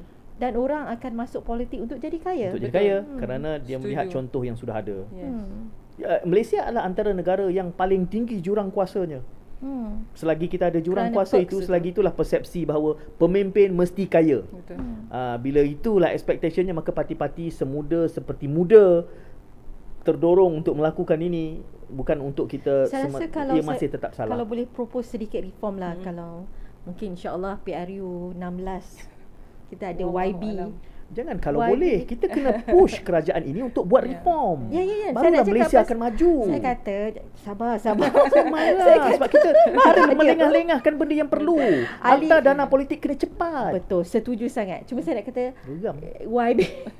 YB Siti Aisyah mungkin akan jadi Amin. MP untuk PRU 16 ini. Kalau boleh kan sedikit-sedikit reform, nak mengelak semangat feudalistik itu, mungkin boleh ubah yang berhormat itu. Jangan guna yang berhormat. Yang berkhidmat. Yang berkhidmat saja. Because kalau yang berhormat kita kena hormat walaupun dia perangannya tidak layak untuk dihormati. senonoh. Jadi itu sedikit-sedikit reform, because kadang tu memang masyarakat kita ni jenis pajak otak pada title, Ya, pada So itu gelaran. assignment yang kita bagi pada Aisyah Wah, lah. jadi- Kata Aisyah nak bertandingkan jeneri katanya. Tenyang-nyang. Tapi kita harapkan Aisyah memang PRU 16 nanti mendapat tempat di dalam Kalau dibagi parlimen. mandat. Dah berapa kali dah bertanding? Aisyah baru 2 kali, 2018 dan 2018, yes. 2018 di Tambun. PRU 13 dan PRU 15. Di Tambun Di Tambun. bertanding. Saya bertanding di Tambun. Yep, tempat BMX sekarang. Ada masa lagi ni banyak. Kesian Aisyah kena bully malam ni. Tak apa. Sudah biasa. Ini sesuatu yang memberikan pencambahan minda yang baik untuk saya. Alhamdulillah. Boleh panggil selalu. Boleh, insya-Allah. Jauh dia datang, jadi kita nak ucap terima kasih lah. Sama-sama. Tempat studio kita ni tak semua orang tahu rahsia lubuk kita, tapi Baik. kita tahu Saya Char Kway Teow kita delete- sedap. saya delete sekarang. location jangan. Okey, untuk minggu depan Sam, kita seperti biasa akan buat undian. Siapa yang layak berada di sini, JPO episod ke-5. Cuma minggu depan kita nak buat lain sedikit. Kita tak nak panggil orang politik, kita nak panggil aktivis politik atau influencer yang ada dalam media sosial. Kita akan senarangkan 4 atau 5 orang. Penerbit akan pilih, dan kita harapkan undian seperti biasa oleh penonton JPO, dan insya-Allah mereka akan dibawa masuk sini. Menarik. Kita sebenarnya nak debat. Ya. SM, pembangkang Saya dengan mengharapkan debat kerajaan. tu. Datang Walaupun lagi lah bukan minggu depan. budaya. Datang Walaupun lagi minggu bukan depan. budaya kan. Ridwan mana? Ridwan minggu depan datang lagi ya. Kita patut buat budaya debat itu, Ya. supaya penonton kita boleh dengar Betul, dua-dua belah pihak, dan kita betul, boleh tanya betul, soalan cepuk betul, emas yes. kepada dua-dua. Ini macam tanya seorang tak ada orang Yes, jawab. Betul. Tak ada pertembungan kick. tersebut. Ya. Ya, Tak ada insya-Allah kita cuba sampai InsyaAllah. berjaya. Dan terima kasih Terima kasih, kepada Mbak Nini. Sasi, saudari Siti Aisyah, kerana sanggup datang jauh Thank you, Kak. ke sini Thank you, jemput di luar juga. kawasan, datang Ya. malam-malam. Ya. Dan kita doakan semoga berjaya dalam dunia Amin. politik Amin. InsyaAllah. dan Amin, berubah ya negara jadi lebih baik. Amin. SM, last note. Ya, terima kasih Aisyah. Terima kasih, Bang. Jangan serik ya. Tak, Datang lagi. tak serik. Terima Seronok. kasih kepada penonton kita Ya. juga. Terima kasih kepada Liana sebab masih sudi panggil saya. Padahal Minggu sekali. depan belum tentu. Jadi kita jumpa minggu depan. Seperti biasa, mana baik kita sokong, mana salah kita bantah. Terima kasih banyak-banyak. Jumpa lagi insya-Allah.